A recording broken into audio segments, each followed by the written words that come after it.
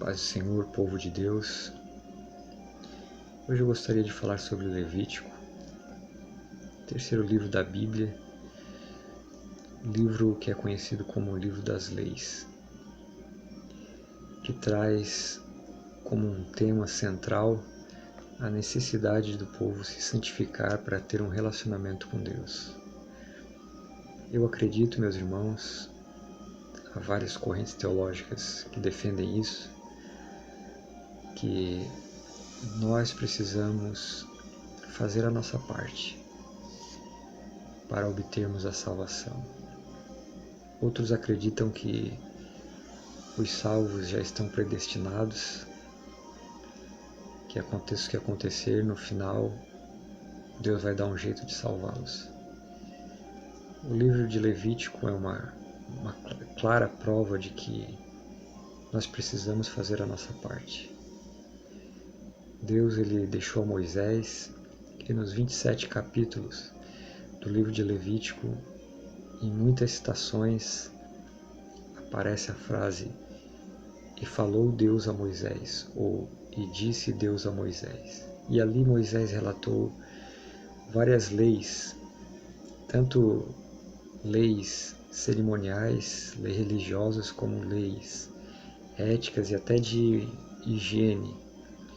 O povo recém-saído do Egito, com vários costumes daquele povo pagão. Então Deus coloca Moisés a escrever o livro de Levítico. E ali Moisés vai falar sobre lei de ofertas, lei de sacrifício, sobre comidas impuras, sobre relações sexuais impuras, incesto, zoofilia, homossexualismo. Deus fala contra tudo isso nesse livro. E repetindo o que falei no começo, nós temos uma necessidade de buscar a santidade. E esse livro de leis, Levítico, ele nos leva a conhecer a vontade de Deus, com várias leis, com várias regras que nós devemos seguir para nos aproximarmos de Deus. Então, meus amados, que nós possamos olhar para a Bíblia, olhar para todas as orientações que Deus deixou através das Escrituras Sagradas e observar, meditar e viver a Palavra de Deus. Enquanto eu falo, algumas pessoas podem pensar, mas que estranho, Deus tira o povo do Egito e já os impõe sobre regras que devem ser seguidas. Ali em Levítico mesmo a gente pode observar as leis de sacrifício, o que Deus ordenou para que fosse feita a expiação dos pecados do povo de Israel. Mas eu quero chamar a tua atenção mais uma vez, e aí a gente vai lá para 1 Pedro, lá no Novo Testamento, 1 Pedro no capítulo 19, eu vou ler aqui,